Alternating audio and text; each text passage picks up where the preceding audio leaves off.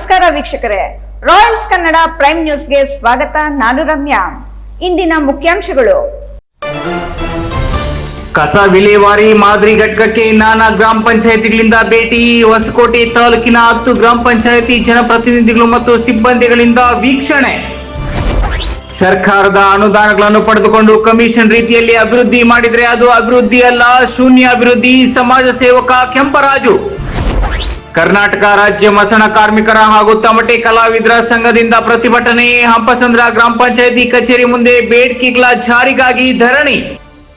ವಾರ್ತೆಗಳ ವಿವರ. ದೇವನಹಳ್ಳಿ ತಾಲೂಕಿನ ಅಣ್ಣೀಶ್ವರ ಗ್ರಾಮ ಪಂಚಾಯಿತಿಯ ಕಸ ವಿಲೇವಾರಿ ಘಟಕಕ್ಕೆ ಸಾಹಸ ಎನ್ಜಿಒ ಸಂಸ್ಥೆಯ ಸಹಯೋಗದಲ್ಲಿ ಹೊಸಕೋಟೆ ತಾಲೂಕಿನ ಸುಮಾರು 10 ಗ್ರಾಮ ಪಂಚಾಯಿತಿಗಳಿಂದ ಜನಪ್ರತಿನಿಧಿಗಳು ಮತ್ತು ಸಿಬ್ಬಂದಿಗಳು ಭೇಟಿ ನೀಡಿ ಕಸ ವಿಲೇವಾರಿ ಕುರಿತು ಮಾಹಿತಿ ಪಡೆದರು. ಅಣ್ಣೇಶ್ವರ ಗ್ರಾಮ ಪಂಚಾಯಿತಿ ಸದಸ್ಯ ಚಂದ್ರಶೇಖರ್ ಅವರು ಮಾತನಾಡಿ, ಗ್ರಾಮ ಪಂಚಾಯಿತಿ ವ್ಯಾಪ್ತಿಯಲ್ಲಿ 2010ರಿಂದ ಘನತ್ಯಾಜ್ಯ ಘಟಕವನ್ನು ಪ್ರಾರಂಭಿಸಲಾಗಿದೆ.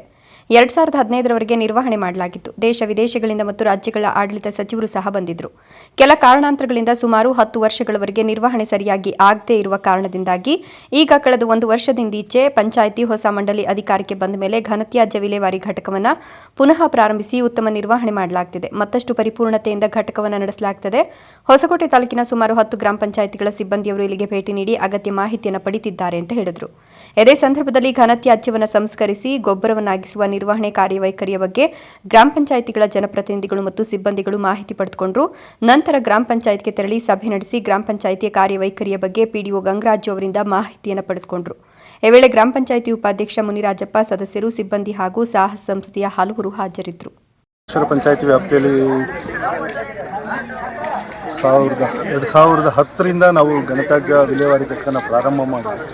15ರವರೆಗೂ ತುಂಬ ಅತ್ಯುತ್ತಮವಾಗಿ ನಿರ್ವಹಣೆ ಮಾಡಿದ್ವಿ. ಅವತ್ತು ದೇಶ ವಿದೇಶದಿಂದ ಮತ್ತು ಕೆಲವು ರಾಜ್ಯಗಳ RDPR ಮಿನಿಸ್ಟರ್ ಸಹ ಬಂದು ಈ ಒಂದು ಘಟಕಗಳನ್ನ ವಿಸಿಟ್ ಮಾಡಿ ಪ್ರಶಂಸೆ ಮಾಡಿ ಹೋಗಿದ್ದರು. ಅಲ್ಲಿಂದ ಆಚೆ ಕೆಲವಾರು ಕಾರಣಗಳಿಂದ ಸುಮಾರು ಒಂದು 10 ವರ್ಷದವರೆಗೂ ನಿರ್ವಹಣೆ ಸರಿಯಾಗಿ ಆಗದೇ ಇದ್ದಿದ್ದರಿಂದ ಈಗ ಕಳೆದ ಒಂದು ವರ್ಷದಿಂದ ಈಚೆ ಇನ್ನು 2024-25ನೇ ಸಾಲಿನಿಂದ ಈಚೆ ಪಂಚಾಯಿತಿಯಲ್ಲಿ ಹೊಸ ಬಾಡಿ ಏನು ಬಂತು, ಹೊಸ ಬಾಡಿ ಅಧಿಕಾರಕ್ಕೆ ಬಂದ ಮೇಲೆ ಹಳೆ ಥರ ಏನಿತ್ತೋ ನಾವು ಸಾಲಿಡ್ ವೇಸ್ಟ್ ಮ್ಯಾನೇಜ್ಮೆಂಟ್ ಈ ಘನತ್ಯಾಜ್ಯ ವಿಲೇವಾರಿ ಘಟಕನ ಪುನಃ ಪ್ರಾರಂಭ ಮಾಡಿ ಒಂದು ಉತ್ತಮವಾಗಿ ನಿರ್ವಹಣೆ ಮಾಡಬೇಕು ಅಂತೇಳಿ ನಾವು ಪ್ರಾರಂಭ ಮಾಡಿ ಈಗಾಗಲೇ ಒಂದು ಹಂತಕ್ಕೆ ಬಂದಿದ್ದೀವಿ. ಇನ್ನೂ ಇದು ಪರಿಪೂರ್ಣ ಆಗಿಲ್ಲ. ಇನ್ನೂ ಉತ್ತಮವಾದಂಥ ಮಟ್ಟಕ್ಕೆ ತಲುಪೋದಕ್ಕೆ ಇನ್ನೂ ಹೆಚ್ಚಿನ ಕೆಲಸ ಬಾಕಿ ಇದೆ. ಆದರೂ ಇವತ್ತು ಹೊಸಕೋಟೆ ತಾಲೂಕಿನ ಸುಮಾರು 10 ಪಂಚಾಯಿತಿ, ಸಮೇತನಹಳ್ಳಿ ಪಂಚಾಯಿತಿ, ಕುಂಬ್ಳಳ್ಳಿ ಪಂಚಾಯಿತಿ, ಅದೇ ಥರ ಒಂದು 10 ಪಂಚಾಯಿತಿಯಿಂದ ಎಲ್ಲ ಅಧ್ಯಕ್ಷರುಗಳು, PDOಗಳು ಮತ್ತು ಅಲ್ಲಿನ ಘನತ್ಯಾಜ್ಯ ವಿಲೇವಾರಿ ಘಟಕದ ಸಿಬ್ಬಂದಿಯವರು ಇಲ್ಲಿ ಭೇಟಿ ಕೊಟ್ಟು ನಾವು ಯಾವ ರೀತಿ ನಾವು ಇಲ್ಲಿ ಅಳವಡಿಸ್ಕೊಂಡಿದ್ವಿ, ಯಾವ ರೀತಿ ಕಸ ಸಂಗ್ರಹಣೆ ಮಾಡ್ತೀವಿ, ಅದನ್ನು ಯಾವ ರೀತಿ ಸೆಗ್ರಿಗೇಷನ್ ಮಾಡ್ತೀವಿ, ಒಟ್ಟು ಹಸಿ ಕಸನ ಯಾವ ರೀತಿ ನಾವು ಕಾಂಪೋಸ್ಟ್ ಆಗಿ ಮಾರ್ಪಡಿಸ್ತೀವಿ ಅನ್ನೋದ್ರ ಬಗ್ಗೆ ಸವಿಸ್ತರವಾಗಿ ನಮ್ಮ ಸಿಬ್ಬಂದಿ ಮತ್ತು ನಾವು ಅವರಿಗೆ ಎಕ್ಸ್ಪ್ಲೈನ್ ಮಾಡಿರ್ತೀವಿ.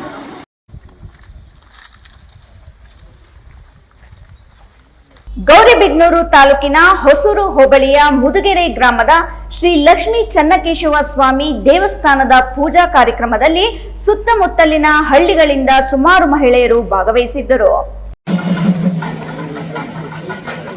ಗೌರಿಬಿದನೂರು ತಾಲೂಕಿನ ಹೊಸೂರು ಹೋಬಳಿಯ ಮುದುಗೆರೆ ಗ್ರಾಮದ ಶ್ರೀ ಲಕ್ಷ್ಮೀ ಚನ್ನಕೇಶವ ಸ್ವಾಮಿ ದೇವಸ್ಥಾನದ ಪೂಜಾ ಕಾರ್ಯಕ್ರಮದಲ್ಲಿ ಸುತ್ತಮುತ್ತಲಿನ ಹಳ್ಳಿಗಳಿಂದ ಸುಮಾರು ಮಹಿಳೆಯರು ತಲೆಯ ಮೇಲ್ಭಾಗದಲ್ಲಿ ಕಳಶಗಳನ್ನು ಹೊತ್ತು ತಂದಿರುತ್ತಾರೆ. ದೇವಸ್ಥಾನದ ಸುತ್ತಮುತ್ತ ಹೂಗಳಿಂದ ಅಲಂಕರಿಸಲಾಗಿತ್ತು. ಶ್ರೀ ಲಕ್ಷ್ಮೀ ಚನ್ನಕೇಶವ ಸ್ವಾಮಿ ದೇವಸ್ಥಾನದ ಪೂಜಾ ಕಾರ್ಯಕ್ರಮ ಮುಗಿದ ಬಳಿಕ ಸಮಾಜ ಸೇವಕ ಕೆಂಪರಾಜು ಮಾತನಾಡಿ, ಮುದುಗೆರೆ ಗ್ರಾಮದಲ್ಲಿ ನೆಲೆಸಿರುವ ಶ್ರೀ ಲಕ್ಷ್ಮೀ ಚನ್ನಕೇಶವ ಸ್ವಾಮಿ ದೇವಸ್ಥಾನದ ಪುರಾತನ ಕಾಲದ ದೇವಸ್ಥಾನದ ಅಭಿವೃದ್ಧಿಗೆ ಕೇಂದ್ರ ಸರ್ಕಾರದಿಂದ 3 ಕೋಟಿ ಹಣ ಬಿಡುಗಡೆಯಾಗಿದೆ. ಮುಜರಾಯಿ ಇಲಾಖೆಯ ವ್ಯಾಪ್ತಿಯಲ್ಲಿ ಅಭಿವೃದ್ಧಿಯಾಗುತ್ತದೆ. ಮುಂದಿನ ಜಿಲ್ಲಾ ಪಂಚಾಯತ್, ತಾಲೂಕು ಪಂಚಾಯತ್ ವ್ಯಾಪ್ತಿಯಲ್ಲಿ ಕೆಂಪರಾಜು ಬಣ ಕಾರ್ಯಕರ್ತರು ಭಾಗವಹಿಸಲಿದ್ದಾರೆ ಅಂತ ಹೇಳಿದರು. ಸರ್ಕಾರದ ಅನುದಾನದಲ್ಲಿ ರಸ್ತೆಗಳು, ಚರಂಡಿಗಳು, ಮೋರಿಗಳ ಕಾಮಗಾರಿ, ಸರ್ಕಾರ ನೀಡುವಂತಹ ಅನುದಾನ, ಸರ್ಕಾರದಿಂದ ಬರುವಂತಹ ಯೋಜನೆಗಳು ಅಭಿವೃದ್ಧಿಯಲ್ಲ. ಜನರಿಗಾಗಿ ಅಭಿವೃದ್ಧಿದಾಯಕ ಕೆಲಸಗಳು ಮಾಡಿದಾಗ ಮಾತ್ರ ಅಭಿವೃದ್ಧಿಯಾಗಲು ಸಾಧ್ಯ. ಸರ್ಕಾರದ ಯೋಜನೆಗಳು ಮನೆಯ ಬಾಗಿಲುಗಳಿಗೆ ತಲುಪಿಸುವ ಕೆಲಸ ಮಾಡಬೇಕು, ಅದು ನಿಜವಾದ ಅಭಿವೃದ್ಧಿ ಎಂದರು. ಈ ಒಂದು ಕಾರ್ಯಕ್ರಮದಲ್ಲಿ ಹೊಸೂರು ಹೋಬಳಿಯ ಗ್ರಾಮಸ್ಥರು ಭಾಗವಹಿಸಿದ್ರು ಮತ್ತು ಮುದುಗೆರೆ ಗ್ರಾಮದ ನಿವಾಸಿಗಳು ಕೂಡ ಪಾಲ್ಗೊಂಡಿದ್ರು. ಅದು ಉದ್ದೇಶ ನಮ್ಮ ಮುದುಗೆರೆ ಗ್ರಾಮದಲ್ಲಿ ವಿಶೇಷವಾದ ದೇವಸ್ಥಾನ ಲಕ್ಷ್ಮೀ ಚನ್ನಕೇಶವ ಸ್ವಾಮಿ, ಒಂದು ಮಿನಿ ತಿರುಪತಿ ದೇವಸ್ಥಾನ ಇದ್ದಂಗೆ ಪುರಾತನ ದೇವಸ್ಥಾನ. ಒಂದು ಪವರ್ಫುಲ್ ದೇವಸ್ಥಾನ. ನಾವು ಇವತ್ತೇನು ಹೊಸದಾಗಿ ಬಂದಿಲ್ಲ, ನಾವು 4-5 ವರ್ಷಗಳಿಂದ ಸತತವಾಗಿ ನಾವು ಈ ದೇವಸ್ಥಾನಕ್ಕೆ ನಾವು ಭೇಟಿ ಕೊಟ್ಟಿದ್ದೀರಿ. ನಮಗೆ ಒಂದು ತೃಪ್ತಿಯಾಗಿದೆ. ಇವತ್ತು ಕೇಂದ್ರ ಸರ್ಕಾರದಿಂದ ಅನುದಾನದಲ್ಲಿ ಮುಜರಾಯಿ ಇಲಾಖೆಯಿಂದನೂ ಇವತ್ತು ಒಂದು 3 ಕೋಟಿವರೆಗೂ ಅನುದಾನ ಕೊಟ್ಟು ಈ ದೇವಸ್ಥಾನನ ಇವತ್ತು ಮತ್ತೆ ಜೀರ್ಣೋದ್ಧಾರ ಮಾಡಿದ್ದಾರೆ. ಇದರಲ್ಲಿ ಯಾರ್ಯಾರು ಭಾಗವಹಿಸಿದ್ದಾರೆ ಅಧಿಕಾರಿಗಳವರಿಗೆಲ್ಲ ಒಳ್ಳೆಯದಾಗಲಿ. ಮತ್ತು ಈ ದೇವಸ್ಥಾನದಲ್ಲಿ ಈ ಕಾರ್ಯಕ್ರಮದಲ್ಲಿ ಯಾರ್ಯಾರು ಭಾಗವಹಿಸಿದ್ದಾರೆ ಪ್ರತ್ಯಕ್ಷವಾಗಿ ಪರೋಕ್ಷವಾಗಿ ಮಾವಿನ ತೋರಣ ಕಟ್ಟೋತಾಗಿಂದ ಹಿಡಿದ್ಬೋದು, ಬಾಳೆಕಂಬ ಕಟ್ಟೋತಾಗಿಂದ ಹಿಡಿದ್ಬೋದು, ಒಂದು ಪೂಜೆ ಮಾಡೋತಾಗಿಂದ ಎಲ್ಲರೂ ಒಗ್ಗಟ್ಟಾಗಿ ಊರಲ್ಲಿ ಜಾತಿ ಭೇದ ಬಿಟ್ಟು ಪಾರ್ಟಿ ಪಕ್ಷ ಬಿಟ್ಟು ಎಲ್ಲರೂ ಒಗ್ಗಟ್ಟಾಗಿ ಯಶಸ್ವಿಯಾಗಿ ಕಾರ್ಯಕ್ರಮ ಮಾಡಿದ್ದಾರೆ. ಅವ್ರಿಗೆಲ್ಲ ಒಳ್ಳೆಯದಾಗಲಿ ಅಂತ, ಮತ್ತು ಒಳ್ಳೆ ಮಳೆ ಬೆಳೆ ಆಗಲಿ ಅಂತ ಕ್ಷೇತ್ರಕ್ಕಾಗಿ ಈ ಗ್ರಾಮದ ಪಂಚಾಯತಿ ಗ್ರಾಮಕ್ಕಾಗಿ ಒಳ್ಳೆಯದಾಗಲಿ ಅಂತ ನಾನು ಇವತ್ತು ಬಂದು ಬೇಡಿಕೊಂಡಿದ್ದೀನಿ. ಗುಡಿಬಂಡೆ ತಾಲೂಕಿನ ಹಂಪಸಂದ್ರ ಗ್ರಾಮ ಪಂಚಾಯಿತಿ ಕಚೇರಿ ಮುಂದೆ ಇಂದು ಕರ್ನಾಟಕ ರಾಜ್ಯ ಮಸಣ ಕಾರ್ಮಿಕರ ಹಾಗೂ ತಮಟೆ ಕಲಾವಿದರ ಸಂಘದ ನೇತೃತ್ವದಲ್ಲಿ ಪ್ರತಿಭಟನೆ ನಡೆಯಿತು.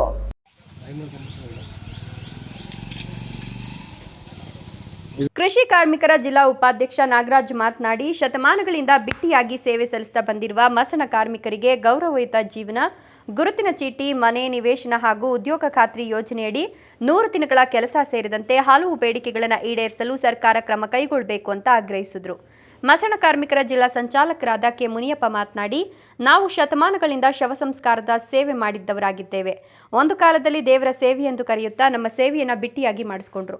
ಇಂದು ಕಾಲ ಬದಲಾಗಿದೆ, ಆದರೆ ನಮ್ಮ ಸ್ಥಿತಿ ಬದಲಾಗಿಲ್ಲ. ಸ್ಮಶಾನಗಳಲ್ಲಿ ದುರ್ಗಂಧ, ಮಳೆಗಾಲದಲ್ಲಿ ನೀರು ತುಂಬೋದು, ಶವ ಕುಣಿಗಳು ಕುಸಿಯೋದು, ಇವೆಲ್ಲದರ ನಡುವೆಯೂ ನಾವು ನಮ್ಮ ಜೀವದ ಹಂಗು ತೊರೆದು ಕೆಲಸ ಮಾಡ್ತೇವೆ. ನಮ್ಮ ಕೆಲಸವನ್ನ ಪವಿತ್ರ ಸೇವೆ ಎಂದು ಪರಿಗಣಿಸಿ ಸರ್ಕಾರದಿಂದ ಮಾನ್ಯತೆ ದೊರಕಬೇಕು ಅಂತ ಒತ್ತಾಯಿಸಿದ್ರು. ಮಸಣ ಕಾರ್ಮಿಕರಿಗೆ ಕೆಲಸಕ್ಕೆ ಅಗತ್ಯವಾದ ಉಪಕರಣಗಳು, ಗದ್ದಲಿ, ಬಳ್ಳಿ, ಲೋಹದ ತಗಡಿನ ಫಲಕಗಳು ಹಾಗೂ ತಮಟೆ ವಾದಕರಿಗೆ ವಾದ್ಯೋಪಕರಣಗಳು ಸರ್ಕಾರದಿಂದ ಒದಗಿಸಬೇಕು. ಸ್ಮಶಾನಗಳ ಅಭಿವೃದ್ಧಿ, ಶೌಚಾಲಯ, ನೀರಿನ ವ್ಯವಸ್ಥೆ, ಶವ ಸಂಸ್ಕಾರ ಸ್ಥಳದ ಸಿಮೆಂಟ್ ಪ್ಲಾಟ್ಫಾರ್ಮ್ ಮುಂತಾದ ಸೌಲಭ್ಯಗಳು ಕಲ್ಪಿಸಬೇಕು. ಇವೆಲ್ಲವನ್ನ ಉದ್ಯೋಗ ಖಾತ್ರಿ ಯೋಜನೆ ಅಡಿಯಲ್ಲಿ ನಿಗದಿಪಡಿಸಬೇಕು ಅಂತ ಬೇಡಿಕೆಗಳನ್ನು ವಿವರಿಸಿದ್ರು. ಕರ್ನಾಟಕ ರಾಜ್ಯಾದ್ಯಂತ 50,000ಕ್ಕೂ ಹೆಚ್ಚು ಮಸಣಗಳಲ್ಲಿ ಸುಮಾರು 2.5 ಲಕ್ಷ ದಲಿತ ಕುಟುಂಬಗಳು ಶವ ಸಂಸ್ಕಾರದ ಕಾರ್ಯದಲ್ಲಿ ತೊಡಗಿಕೊಂಡಿವೆ. ನಾವು ಬುದ್ಧ, ಬಸವ, ಅಂಬೇಡ್ಕರ್ ಅವರ ಸಮಾನತೆಯ ಕನಸು ಕಂಡವರು. ಆದರೆ ಸಮಾಜ ಇನ್ನೂ ನಮ್ಮ ಸೇವೆಯನ್ನು ಗೌರವಿಸುವ ಬದಲು ಬಿಟ್ಟಿಯ ಕೆಲಸ ಅಂತ ಪರಿಗಣಿಸುತ್ತದೆ. ನಾವು ಜೀವಂತವಾಗಿರೋಕ್ಕಿಂತ ಮೃತರ ಸೇವೆ ಮಾಡುವವರು, ಆದರೆ ನಮ್ಮ ಕುಟುಂಬದ ಜೀವನವೇ ಅತೀವ ದುಃಖಕರವಾಗಿದೆ ಅಂತ ಅಳಲನ್ನ ತೋಡ್ಕೊಂಡ್ರು. ಹಳೆಯ ನಂಬಿಕೆಗಳ ಪ್ರಕಾರ ಗ್ರಾಮದಲ್ಲಿ ರೋಗಬಾಧೆ, ಬರಗಾಲ ಇತ್ಯಾದಿಗಳು ಬಂದಾಗ ಮಸಣದಲ್ಲಿನ ಶವಗಳೇ ಕಾರಣವೆಂದು ನಂಬುತ್ತಾರೆ.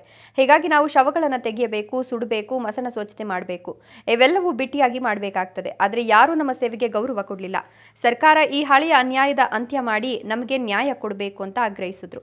ಪ್ರತಿಭಟನೆಯಲ್ಲಿ ಸಂಘದ ಸದಸ್ಯರು ಮಸಣ ಕಾರ್ಮಿಕರಿಗೆ ಗುರುತಿನ ಚೀಟಿ ಬೇಕು, ಉದ್ಯೋಗ ಖಾತ್ರಿ ಯೋಜನೆಗೆ ಸೇರಿಸಿ ಬಿಟ್ಟಿ ಕೆಲಸ ಬೇಡ, ಗೌರವದ ಕೆಲಸ ಬೇಕು, ತಮಟೆ ಕಲಾವಿದರಿಗೆ ಸಹ ಪ್ರೋತ್ಸಾಹ ಎಂಬ ಘೋಷಣೆಗಳನ್ನು ಕೂಗಿ ಅಸಮಾಧಾನ ವ್ಯಕ್ತಪಡಿಸಿದ್ರು. ಬೇಡಿಕೆ ಪತ್ರವನ್ನು ಹಂಪಸಂದ್ರ ಪಂಚಾಯಿತಿಯ ಕಾರ್ಯದರ್ಶಿ ನರಸಿಂಹಮೂರ್ತಿ ಅವರಿಗೆ ಹಸ್ತಾಂತರಿಸಲಾಯಿತು. ಅವರು ಪ್ರತಿಭಟಕರೊಂದಿಗೆ ಮಾತನಾಡಿ, ನಿಮ್ಮ ಬೇಡಿಕೆಗಳು ಅತ್ಯಂತ ನ್ಯಾಯಸಮ್ಮತ. ನಾವು ಅವುಗಳನ್ನು ಗ್ರಾಮ ಪಂಚಾಯಿತಿ ಸಭೆಯಲ್ಲಿ ಚರ್ಚಿಸಿ 10 ದಿನಗಳ ಒಳಗೆ ಅಗತ್ಯ ಕ್ರಮ ಕೈಗೊಳ್ಳುತ್ತೇವೆ ಅಂತ ಭರವಸೆ ಕೊಟ್ಟರು. ಈ ಪ್ರತಿಭಟನೆಯಲ್ಲಿ ಜಿಲ್ಲಾ ಸಂಚಾಲಕ ಕೆ ಮುನಿಯಪ್ಪ, ಕೃಷಿ ಕಾರ್ಮಿಕರ ಜಿಲ್ಲಾ ಉಪಾಧ್ಯಕ್ಷ ನಾಗರಾಜು, ಸಿಪಿಐಎಂ ತಾಲೂಕು ಕಾರ್ಯದರ್ಶಿ ವೆಂಕಟರಾಜು, ಆದಿನಾರಾಯಣಪ್ಪ, ರಾಮಾಂಜಿ ಹಾಗೂ ಅನೇಕ ಸಂಘಟನಾ ಕಾರ್ಯಕರ್ತರು ಭಾಗವಹಿಸಿದ್ರು. ಸ್ಥಳೀಯ ಜನರು ಸಹ ಪ್ರತಿಭಟನೆಯಲ್ಲಿ ಸಾಂತ್ವನ ಸೂಚಿಸಿದ್ರು. ಸಂಘದ ನಾಯಕರು ಕೊನೆಯಲ್ಲಿ ಹೇಳಿದ್ರು, ನಾವು ಶಿವನ ಸೇವೆ ಮಾಡುವವರು, ಆದರೆ ನಮ್ಮ ಮಕ್ಕಳಿಗೆ ಬಟ್ಟೆ, ಊಟ, ಮನೆ ಇಲ್ಲ. ಸಮಾಜ ನಮಗೆ ಗೌರವ ನೀಡಿದಾಗ ಮಾತ್ರ ನಿಜವಾದ ಸಾಮಾಜಿಕ ನ್ಯಾಯ ಸಾಧ್ಯ ಅಂದರು. ಮಹೇಶ್ ಗುಡಿಬಂಡೆ, ರಾಯಲ್ಸ್ ಕನ್ನಡ. ಕೂಡಲೇ ಪಂಚಾಯಿತಿ ವತಿಯಿಂದ ಕೊಡಲೇಬೇಕು ಅಂತ, ಮತ್ತೆ ಮಸಣ ಕಾರ್ಮಿಕರಿಗೆ ಯಾರಿದ್ದಾರೆ ಅವರಿಗೆ ಒಂದು ದೃಢೀಕರಣ ಪತ್ರವನ್ನು ಮತ್ತು ID ಕಾರ್ಡನ್ನು ಪಂಚಾಯಿತಿ ವತಿಯಿಂದ ವಿತರಣೆ ಮಾಡಬೇಕು ಅಂತ, ಹಾಗೆ ಪ್ರತಿ ಗ್ರಾಮದಲ್ಲೂ ಸ್ಮಶಾನದ ಜಾಗವನ್ನು ಗುರುತಿಸಿ ಆ ಸ್ಮಶಾನ ಜಾಗಕ್ಕೆ ಒಂದು ಕಾಂಪೌಂಡ್ ನಿರ್ಮಾಣ ಮಾಡಬೇಕು ಅಂತ, ಆ ಕಾಂಪೌಂಡ್ ನಿರ್ಮಾಣ ಮಾಡುವಂಥ ಉದ್ಯೋಗ ಖಾತ್ರಿ ಯೋಜನೆಯಡಿಯಲ್ಲಿ ಅದನ್ನು ಅಭಿವೃದ್ಧಿಪಡಿಸಲು ಸರ್ಕಾರ ಆದೇಶವನ್ನು ಕೊಟ್ಟಿದೆ. ಅದನ್ನು ಯೋಜನೆ ನಮ್ಮ ಕೆಲವು ಗುಡಿಸು ಮನೆಗಳು ಬಿದ್ದೋಗಿದ್ದಾವೆ. ಅದು SC ST ಸಮುದಾಯಕ್ಕೆ ಸೇರಿದವರ ಮನೆಗಳಾಗಿರ್ತವೆ. ಆ ಒಂದು ಮನೆಗಳನ್ನು ಗುರುತಿಸಿ ಪಂಚಾಯಿತಿ ವತಿಯಿಂದ ಏನು ಅನುಕೂಲ ಕೊಡೋದಕ್ಕೆ ಅನುಕೂಲ ಇದೆಯೋ ಆ SC ST ಒಂದು ನಿಯಮಿತ ಹಣದಲ್ಲಿ ಅವರಿಗೆ ಸಹಾಯ ಮಾಡಬೇಕು. ಮನೆ ಕಟ್ಕೊಳ್ಳಿಕ್ಕೆ ಅಂತ ಹೇಳ್ಬಿಟ್ಟು ಈ ಮೂಲಕ ನಾನು ಒತ್ತಡ ಮಾಡ್ತಾ ಇದ್ದೀನಿ. ಸೌತ್ ಇಂಡಿಯನ್ ಟೆಲಿಶಾಪಿ ಪ್ರಸ್ತುತಪಡಿಸುತ್ತಿರುವ ಕ್ವಿಟ್ ಅಡಿಕ್ಷನ್ ಇದೊಂದು ಆಯುರ್ವೇದದ ಉತ್ಪನ್ನ. ಸಂಪೂರ್ಣವಾಗಿ ಗಿಡಮೂಲಿಕೆಗಳಿಂದ ತಯಾರಿಸಲ್ಪಟ್ಟಿದೆ. 100% ಸುರಕ್ಷಿತ. ಅಡ್ಡ ಪರಿಣಾಮಗಳಿಲ್ಲ. ಒಂದೇ ಪ್ಯಾಕ್ ನಲ್ಲಿ 3 ಬಾಟಲ್ಗಳು. ಪ್ರತಿ ಬಾಟಲ್ ನಲ್ಲಿ 60 ಗ್ರಾಂ ಪೌಡರ್. ಧೂಮಪಾನ, ಮದ್ಯಪಾನ, ತಂಬಾಕು ಅಥವಾ ಗುಟ್ಕಾ ಸೇವನೆ ಕೇವಲ 10 ರಿಂದ 15 ದಿನದೊಳಗೆ ಖಚಿತವಾಗಿ ಪರಿಹಾರ ನೀಡುತ್ತೆ. ಇಲ್ಲ ಅಂತ ಹೇಳಿದ್ರೆ ನೀವು ಕೊಟ್ಟ ಹಣ ನಿಮಗೆ ವಾಪಸ್. Money back guarantee within 15 days. ವೀಕ್ಷಕರೇ, ಪ್ರಸ್ತುತ ಮಾರುಕಟ್ಟೆಯಲ್ಲಿ ಇದರ ಬೆಲೆ 2,990 ರೂಪಾಯಿಗಳು. ಆದರೆ ಇದೀಗ ನಿಮಗೋಸ್ಕರ ವಿಶೇಷ ರಿಯಾಯಿತಿ ದರದಲ್ಲಿ ಕೇವಲ 1,990 ರೂಪಾಯಿಗಳಲ್ಲಿ ಮಾತ್ರ. ಕ್ವಿಟ್ ಅಡಿಕ್ಷನ್ ಪೌಡರ್ಗೆ ಆರ್ಡರ್ ಮಾಡಿ. ಕುಡಿತದ ಚಟದಿಂದ ಹೊರಬರಬೇಕೆ? ಕ್ವಿಟ್ ಅಡಿಕ್ಷನ್ ಪೌಡರ್ನ ಬಳಸಿ. ಧೂಮಪಾನದಿಂದ ಮುಕ್ತರಾಗಬೇಕೆ? ಕ್ವಿಟ್ ಅಡಿಕ್ಷನ್ ಪೌಡರ್ನ ಹಿಂದೆ ಬಳಸಿ. ತಂಬಾಕು ಅಥವಾ ಗುಟ್ಕಾ ಸೇವನೆಯಿಂದ ದೂರವಿರಬೇಕೆ? ಕ್ವಿಟ್ ಅಡಿಕ್ಷನ್ ಪೌಡರ್ನ ಬಳಸಿ. ವಿರಾಮದ ನಂತರ ರಾಯಲ್ಸ್ ಕನ್ನಡ ಪ್ರೈಮ್ ನ್ಯೂಸ್ಗೆ ಸ್ವಾಗತ. ದೇವನಹಳ್ಳಿ ಪಟ್ಟಣದ ಪ್ರಸನ್ನಹಳ್ಳಿ ರಸ್ತೆಯಲ್ಲಿರುವ ಆಕಾಶ್ ವೈದ್ಯಕೀಯ ಕಾಲೇಜು ಆವರಣದಲ್ಲಿ ಆಕಾಶ್ ಸಮೂಹ ಸಂಸ್ಥೆ ವತಿಯಿಂದ ಒಂದೇ ಭೂಮಿ ಒಂದೇ ಆರೋಗ್ಯ ಶೀರ್ಷಿಕೆ ಅಡಿ ಸಾರ್ವಜನಿಕ ಜಾಗೃತಿ ಜಾಥಾ ಕಾರ್ಯಕ್ರಮ ಹಮ್ಮಿಕೊಳ್ಳಲಾಗಿತ್ತು. ಆಕಾಶ್ ವೈದ್ಯಕೀಯ ಕಾಲೇಜಿನ ಡಾಕ್ಟರ್ ಸುನಿಲ್ ಕುಮಾರ್ ಮಾತನಾಡಿ, ಒಂದೇ ಭೂಮಿ ಒಂದೇ ಆರೋಗ್ಯ ಶೀರ್ಷಿಕೆಯಡಿ ಕೇಂದ್ರ ಸರ್ಕಾರ ಮಾನದಂಡದಂತೆ ವಿನೂತನವಾಗಿ ಮಾಡಲಾಗುತ್ತದೆ. ಇದರಲ್ಲಿ 3 ಭಾಗಗಳಾಗಿ ವಿಂಗಡಿಸಿದ್ದು ಮನುಕುಲ, ಪ್ರಾಣಿಕುಲ ಹಾಗೂ ಪರಿಸರ. ಇವುಗಳ ಮಧ್ಯೆ ಪರಸ್ಪರ ಸಂಯಮ ಇರಬೇಕೆಂಬ ನಿಟ್ಟಿನಲ್ಲಿ ಆರೋಗ್ಯ ಇಲಾಖೆಯ ಸಂಯೋಗದೊಂದಿಗೆ ಆರೋಗ್ಯದ ದೃಷ್ಟಿಯಿಂದ ಆರೋಗ್ಯ ಸಮಸ್ಯೆಗಳನ್ನು ಬಗೆಹರಿಸುವ ನಿಟ್ಟಿನಲ್ಲಿ ಪ್ರಾಣಿಗಳಿಂದ ಮನುಷ್ಯರಿಗೆ, ಪ್ರಾಣಿಗಳಿಂದ ಮನುಷ್ಯರಿಗೆ ಕಾಯಿಲೆಗಳು ಹರಡೋದು ಅಥವಾ ಪರಿಸರ ಅನೈರ್ಮಲ್ಯದಿಂದ ಕಾಯಿಲೆಗಳು ಹರಡೋದು, ಇವುಗಳನ್ನೆಲ್ಲ ತಡೆಗಟ್ಟುವ ನಿಟ್ಟಿನಲ್ಲಿ ಜನಜಾಗೃತಿ ಮೂಡಿಸುವ ಸಲುವಾಗಿ ಆಕಾಶ್ ಕಾಲೇಜಿನ ವೈದ್ಯಕೀಯ ವಿದ್ಯಾರ್ಥಿಗಳಿಂದ ಜಾಥಾ ಹಮ್ಮಿಕೊಂಡು ಒಂದೇ ಭೂಮಿ ಒಂದೇ ಆರೋಗ್ಯ ಅಂತ ಸಾರ್ವಜನಿಕ ಅರಿವು ಮೂಡಿಸಲಾಗುತ್ತಿದೆ ಎಂದರು. ಇದೇ ಸಂದರ್ಭದಲ್ಲಿ ಕಾಲೇಜಿನ ವೈದ್ಯಕೀಯ ವಿದ್ಯಾರ್ಥಿಗಳು ಘೋಷಣೆಗಳನ್ನು ಕೂಗ್ತಾ ಆಕಾಶ್ ಕಾಲೇಜಿನಿಂದ ದೇವನಹಳ್ಳಿ ಪಟ್ಟಣದ ತಾಲೂಕು ಆಡಳಿತ ಸೌಧದವರೆಗೆ ಪ್ಲೇ ಕಾರ್ಡ್ಗಳನ್ನು ಹಿಡಿದು ಜಾಥಾ ನಡೆಸಿದರು. ಇದೇ ಸಂದರ್ಭದಲ್ಲಿ ಮೆಡಿಕಲ್ ಕಾಲೇಜಿನ ಪ್ರಾಂಶುಪಾಲ ಎನ್ಸಿ ಶಿವಪ್ರಕಾಶ್, ವೈದ್ಯಕೀಯ ಅಧೀಕ್ಷಕ ಡಾಕ್ಟರ್ ಕೆ ಬ್ರಿಜೇಶ್, ಕಾಲೇಜು ವೈದ್ಯಕೀಯ ಉಪನ್ಯಾಸಕರು, ಕಾಲೇಜು ವಿದ್ಯಾರ್ಥಿಗಳು ಹಾಗೂ ಸಿಬ್ಬಂದಿ ಹಾಜರಿದ್ದರು. ಹೊಸ ಕಾನ್ಸೆಪ್ಟ್ ಏನು ಬಂದಿದೆ ಅದು ಒನ್ ವರ್ಲ್ಡ್ ಒನ್ ಹೆಲ್ತ್ ಅಂತ. ಅಂದರೆ ಈ ಒಂದು ಕಾನ್ಸೆಪ್ಟಲ್ಲಿ ಕೇಂದ್ರ ಸರ್ಕಾರದ ಮಾನದಂಡ ಪ್ರಕಾರ, ಅಂದರೆ ವಿಶ್ವ ಆರೋಗ್ಯ ಸಂಸ್ಥೆಯವರು ಒಂದು ರೆಕಮೆಂಡ್ ಮಾಡಿದ್ದಾರೆ. ಅದರ ಪ್ರಕಾರ ಕೇಂದ್ರ ಸರ್ಕಾರದವರು ಒನ್ ಹೆಲ್ತ್ ಅಂತ ಒಂದು ಕಾನ್ಸೆಪ್ಟ್ ಮಾಡಿದ್ದಾರೆ. ಇದರಲ್ಲಿ 3 ಭಾಗಗಳಿರುತ್ತೆ. ಒಂದು ಮನುಷ್ಯಂದು, 2ನೇದು ಪ್ರಾಣಿಗಳು, 3ನೇದು ಎನ್ವಿರಾನ್ಮೆಂಟ್. ಈ 3ಗಳ ಮಧ್ಯೆ ಒಂದು ಏನು ಪರಂಪರಾ ಸಂಯಮ ಇರಬೇಕು. ಈ 3 ಇಂಟರ್ ಡಿಪಾರ್ಟ್ಮೆಂಟಲ್ ಒಂಥರ ಕೋಆರ್ಡಿನೇಷನ್ ಅಂತ ಹೇಳ್ತೀವಿ. ಅದೇ ಆ ಥರ ಈ ಒಂದು ಇದರಲ್ಲಿ 3 ರಂಗಗಳು ಸೇರಿಬಿಟ್ಟು ಆರೋಗ್ಯದ ದೃಷ್ಟಿಯಿಂದ ನಾವು ಬಗೆಹರಿಸಬೇಕು. ಅಂದರೆ ಪ್ರಾಣಿಗಳಿಂದ ಮನುಷ್ಯನಿಗೆ ಕಾಯಿಲೆ ಬರೋದಿರ್ಬೋದು, ಅಥವಾ ಎನ್ವಿರಾನ್ಮೆಂಟ್ ತೊಂದರೆಯಿಂದ ಕಾಯಿಲೆಗಳು ಬರುವಂಥದ್ದಿರ್ಬೋದು, ಅದನ್ನು ತಡೆಗಟ್ಟೋದು ಹೆಂಗೆ ಇದನ್ನು. ಸೊ ಈ ಒಂದು ಹಂತಕ್ಕೆ ನೋಡಿದಾಗ ಇದನ್ನೊಂದು ಅವೇರ್ನೆಸ್ ಸೆಷನ್ ಅಂತ ಒಂದು ಶುರು ಮಾಡಿದ್ದೀವಿ ನಾವು ಆಕಾಶ್ ಮೆಡಿಕಲ್ ಕಾಲೇಜಿಂದ.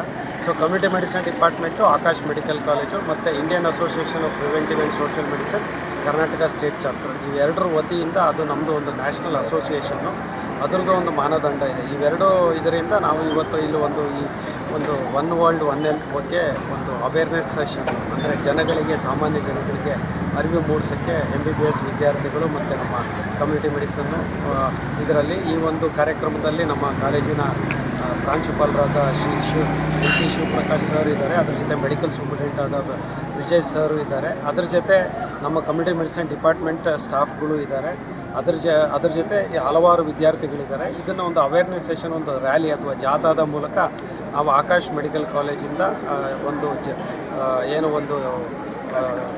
ತಾಲೂಕು ಕಾರ್ಯಕ್ರಮ ಹಮ್ಮಿಕೊಂಡಿದ್ದೀವಿ. ತಾಲೂಕು ಆಮೇಲೆ ಈ ದೇವನಹಳ್ಳಿ ಟೌನಲ್ಲಿ ಒಂದು ರ್ಯಾಲಿ ಕಾರ್ಯಕ್ರಮ ಮಾಡ್ತಾ ಇದ್ದೀವಿ. ಆ ಟೌನ್ ಅಲ್ಲಿ ಮುಗಿಸಿದ ಮೇಲೆ ನಾವು ಧರ್ಮಪುರ ಅಂತ ಒಂದು ವಿಲೇಜಿಗೆ ಹೋಗಿ ಅಲ್ಲೂ ಕೂಡ ಈ ಒಂದು ವಿದ್ಯಾರ್ಥಿಗಳಿಂದ ಆ ಒಂದು ಧರ್ಮಪುರದಲ್ಲಿ ಕೂಡ ಅಲ್ಲಿ ಫ್ಯಾಮಿಲಿ ಅಡಾಪ್ಷನ್ ಪ್ರೋಗ್ರಾಮ್ ಅಂತ ಇದೆ. ಅದರಲ್ಲೂ ಕೂಡ ನಾವು ಇಲ್ಲಿ ಆ ಹಳ್ಳಿಲಿ ಕೂಡ ಇದೇ ಕಾರ್ಯಕ್ರಮನ ಮಾಡಿಬಿಟ್ಟು ಒಂದು ಅವೇರ್ನೆಸ್ ಸೆಷನ್ ಮಾಡ್ತಾ ಇದ್ದೀವಿ. ಖಾಸಗಿ ಬಸ್ಗಳ ಮೇಲೆ ಸಾರಿಗೆ ಇಲಾಖೆ ಅಧಿಕಾರಿಗಳ ಕಾರ್ಯಾಚರಣೆ. ಹೈದರಾಬಾದ್ನಿಂದ ಬೆಂಗಳೂರಿನ ಕಡೆಗೆ ಬರ್ತಿದ್ದ ಬಸ್ಗಳು ಸೀಸ್. ಹೊರ ರಾಜ್ಯದ 5 ಖಾಸಗಿ ಬಸ್ಗಳನ್ನ ವಶಕ್ಕೆ ಪಡೆದ ಅಧಿಕಾರಿಗಳು. ಹೈದರಾಬಾದ್ನಿಂದ ಬೆಂಗಳೂರು ಕಡೆಗೆ ಬರ್ತಿದ್ದ ಬಸ್ಗಳನ್ನು ಸೀಸ್ ಮಾಡಲಾಗಿದೆ. ಖಾಸಗಿ ಬಸ್ಗಳ ಮೇಲೆ ಸಾರಿಗೆ ಇಲಾಖೆಯ ಅಧಿಕಾರಿಗಳು ಕಾರ್ಯಾಚರಣೆ ನಡೆಸಿ ಹೊರ ರಾಜ್ಯದ 5 ಖಾಸಗಿ ಬಸ್ಗಳನ್ನು ವಶಕ್ಕೆ ಪಡೆದಿದ್ದಾರೆ. ಕರ್ನೂಲ್ ಬಸ್ ದುರಂತ ಬೆನ್ನಲ್ಲೇ ದೇವನಹಳ್ಳಿ ಸಾರಿಗೆ ಇಲಾಖೆಯ ಅಧಿಕಾರಿಗಳು ಎಚ್ಚೆತ್ತುಕೊಂಡಿದ್ದು ತೆರಿಗೆ ಕಟ್ಟದ ಮತ್ತು ಸಾರಿಗೆ ನಿಯಮಗಳನ್ನು ಪಾಲಿಸದ ಬಸ್ಗಳನ್ನು ಸೀಸ್ ಮಾಡಿದ್ದಾರೆ.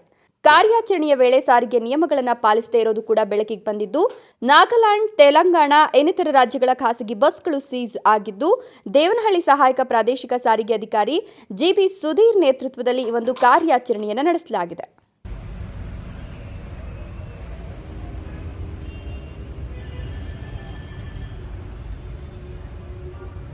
ಪರಿಸರ ಬಗ್ಗೆ ಅರಿವು ಮೂಡಿಸಲು ವಾಯುಮಾಲಿನ್ಯ ನಿಯಂತ್ರಣ ಮಾಸಾಚರಣೆ. ದೇವನಹಳ್ಳಿ ಸಹಾಯಕ ಪ್ರಾದೇಶಿಕ ಸಾರಿಗೆ ಇಲಾಖೆಯಲ್ಲಿ ನವೆಂಬರ್ 2025ನೇ ಸಾಲಿನ ಮಾಸಾಚರಣೆ. ವಿಷಾನಿಲ ಉಸಿರಾಟ ಸಾವಿನೊಂದಿಗೆ ಸರಸಾಟ ಘೋಷವಾಕ್ಯದಡಿ ಕಾರ್ಯಕ್ರಮ.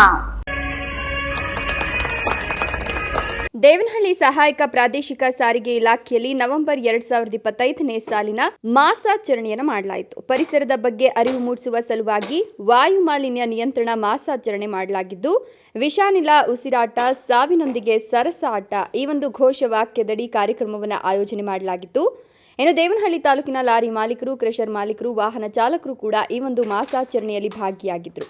ವಾಯು ಮಾಲಿನ್ಯದಿಂದ ಪರಿಸರಕ್ಕಾಗ್ತಿರ್ತಕ್ಕಂಥ ತೊಂದರೆಗಳ ಬಗ್ಗೆ ಅರಿವನ್ನು ಮೂಡಿಸಲಾಯಿತು. ಇನ್ನು ಅಧಿಕಾರಿಗಳಿಂದ ಮತ್ತು ಸಾರ್ವಜನಿಕರಿಂದ ಪರಿಸರವನ್ನು ಕಾಪಾಡ್ತೇವೆ ಅನ್ನೋ ಪ್ರತಿಜ್ಞೆಯನ್ನು ಕೂಡ ಮಾಡಿಸಲಾಯಿತು. ಪರಿಸರ ಉಳಿಸಲು ಎಲ್ಲ ಸಾರ್ವಜನಿಕರ ಪಾತ್ರ ಎಷ್ಟು ಇದೆ, ಎಷ್ಟು ಅಗತ್ಯ ಇದೆ ಅನ್ನೋದನ್ನು ಸಾರಿಗೆ ಅಧಿಕಾರಿಗಳು ತಿಳಿಸಿದರು. ಇನ್ನು ಕಾರ್ಯಕ್ರಮದಲ್ಲಿ ಸಾರಿಗೆ ನಿಯಮಗಳನ್ನು ಪಾಲಿಸಲು ಅಧಿಕಾರಿಗಳು ಸೂಚನೆಯನ್ನು ಕೊಟ್ಟರು. ಜೊತೆಗೆ ಕಾರ್ಯಕ್ರಮದಲ್ಲಿ ಗಣ್ಯರು, ಇಲಾಖಾ ಅಧಿಕಾರಿಗಳು, ಸಾರ್ವಜನಿಕರು ಕೂಡ ಭಾಗಿಯಾಗಿದ್ದರು. ಬೆಂಗಳೂರು ಗ್ರಾಮಾಂತರ ಜಿಲ್ಲೆಯ ದೇವನಹಳ್ಳಿ ಪಟ್ಟಣದಲ್ಲಿ ಸಾರಿಗೆ ಇಲಾಖೆ ಈ ಒಂದು ಕಾರ್ಯಕ್ರಮವನ್ನು ಆಯೋಜನೆ ಮಾಡಿತ್ತು. ಬಾಳ್ಗೆ ಎಲ್ಲರಿಗೂ ಕನ್ನಡ ರಾಜ್ಯೋತ್ಸವ ಶುಭಾಶಯಗಳು. ಈ ದಿನ ಸರ್ಕಾರದಿಂದ ಆಯೋಜಿಸಿದಂತಹ ವಾಯು ಮಾಲಿನ್ಯ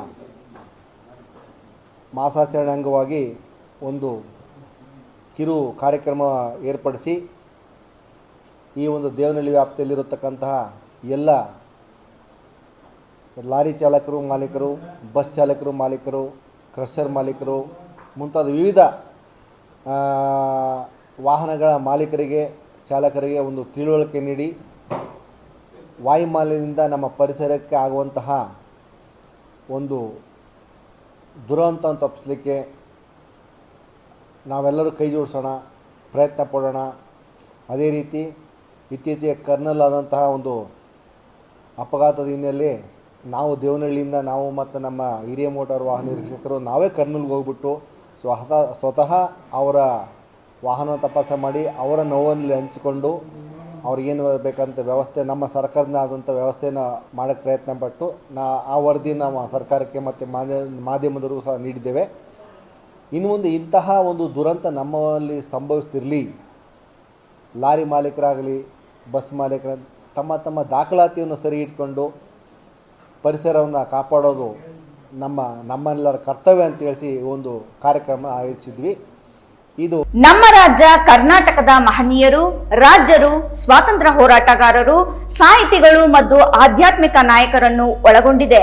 ಜೊತೆಗೆ ಕರ್ನಾಟಕದ ಜನರು ಧೈರ್ಯಶಾಲಿಗಳು, ಸ್ವಾಭಿಮಾನ ಹೊಂದಿದ್ದಾರೆ ಹಾಗೂ ಅನೇಕ ಮಹನೀಯರನ್ನು ಹೊಂದಿರುವ ರಾಜ್ಯ. ಅದು ನಮ್ಮ ಹೆಮ್ಮೆಯ ಕರ್ನಾಟಕದ ರಾಜ್ಯ ಎಂದು ಬ್ಲೂಮ್ಸ್ ಇಂಟರ್ನ್ಯಾಷನಲ್ ಶಾಲೆಯ ಪ್ರಾಂಶುಪಾಲ YH ಮಂಜುಳಾ ತಿಳಿಸಿದ್ದಾರೆ.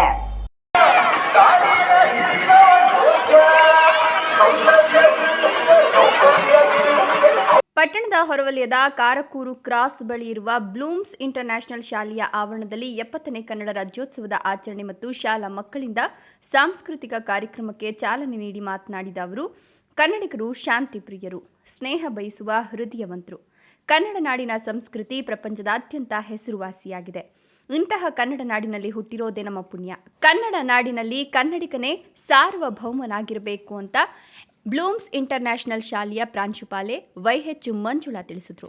ಈ ಸಂದರ್ಭದಲ್ಲಿ ಬ್ಲೂಮ್ಸ್ ಇಂಟರ್ನ್ಯಾಷನಲ್ ಶಾಲೆಯ ಅಧ್ಯಕ್ಷ ಡಾಕ್ಟರ್ ಬಿ ಗೋವಿಂದರಾಜು, ಕಾರ್ಯದರ್ಶಿ ಅಶ್ವಿನಿ, ಕನ್ನಡ ಶಿಕ್ಷಕರಾದ ಆನಂದ್ ರೆಡ್ಡಿ, ಶಿಕ್ಷಕಿ ಲಕ್ಷ್ಮಿ, ಸುನಂದಮ್ಮ, ದೈಹಿಕ ತರಬೇತಿ ಶಿಕ್ಷಕ ಅನಿಲ್ ಕುಮಾರ್ ಸೇರಿದಂತೆ ಶಾಲಾ ವಿದ್ಯಾರ್ಥಿಗಳು ಹಾಜರಿದ್ದರು. ಮಾರ್ಕೆಟ್ ಅಲ್ಲಿ ಬಜಾರಲ್ಲಿ ಮಾರ್ತಾ ಇದ್ರಂತೆ. ಸೊ ಅಂತಹ ಸಂಪತ್ಭರಿತವಾದ ನಾಡು ನಮ್ಮದು. ನಮ್ಮ ನಾಡಿನಷ್ಟು ಮೋಸ್ಟ್ಲಿ ಸಂಸ್ಕೃತಿ ಇರ್ಬೋದು, ಯಾವುದೇ ಒಂದು ಫೀಲ್ಡ್ ತಗೊಂಡ್ರು ಕೂಡ ಯಾವುದಕ್ಕೂ ನಮ್ಮ ಕರ್ನಾಟಕ ಕಡಿಮೆ ಇಲ್ಲ. ಒಂದು ಕ್ರಿಕೆಟ್ ಹೋದ್ರೆ ಕೂಡ ಅಲ್ಲಿಯವರು ಕೂಡ ನಮ್ಮ ಕನ್ನಡದವರಿಂದ ಇದ್ದಾರೆ. ಒಂದು ಇಂಡಸ್ಟ್ರೀಸ್ ಫಿಲಮ್ ಇಂಡಸ್ಟ್ರೀಸ್ ಅದು ಕೂಡ ಕನ್ನಡದಲ್ಲಿದ್ದಾರೆ. ಸೊ ಎಷ್ಟೊಂದು IT ಕಂಪ್ನಿಯಲ್ಲೂ ಕೂಡ ಇಂಜಿನಿಯರ್ಸ್ ಕೂಡ ನಮ್ಮ ಕರ್ನಾಟಕದವರು, ಎಕ್ಸ್ಪರ್ಟ್ ಡಾಕ್ಟರ್ಸ್ ಅಂಡ್ ಸರ್ಜನ್ಸ್ ಕೂಡ ನಮ್ಮ ಕನ್ನಡದವರೇ. ತುಂಬಾ ಹೆಮ್ಮೆ ಆಗುತ್ತೆ ನಾವು ಕರ್ನಾಟಕದವರು ಅಂತ ಹೇಳ್ಕೊಳ್ಳಿಕ್ಕೆ. ಸೊ ಇವತ್ತು ಈ ಒಂದು ಸುಂದರವಾದ ಕಾರ್ಯಕ್ರಮವನ್ನ ಇಷ್ಟೊಂದು ಶಿಸ್ತುಬದ್ಧವಾಗಿ ನಿರ್ವಹಿಸಿದಂತಹ ಎಲ್ಲ ಶಿಕ್ಷಕರಿಗೂ, ಗಾಯತ್ರಿ, ಲಕ್ಷ್ಮಿ, ಸುನಂದ, ಆನಂದ್ ಮತ್ತೆ ಎಲ್ಲ ಡ್ಯಾನ್ಸ್ ಉಪಕಾರಿಗಳು ಕೂಡ, ಮತ್ತೆ ಪ್ರತಿಯೊಂದು ಟೀಚರ್ PKG ಇಂದ 10th ವರೆಗೂ ಪ್ರತಿಯೊಂದು ಟೀಚರ್, ನರೇಂದ್ರ, ನಾಗೇಂದ್ರ ಎಲ್ಲರಿಗೂ ಕೂಡ ನನ್ನ ಪೂರ್ವಕ ಧನ್ಯವಾದಗಳನ್ನ ಹೇಳಲಿಕ್ಕೆ ಬಯಸ್ತೀನಿ. ಇಷ್ಟೊಂದು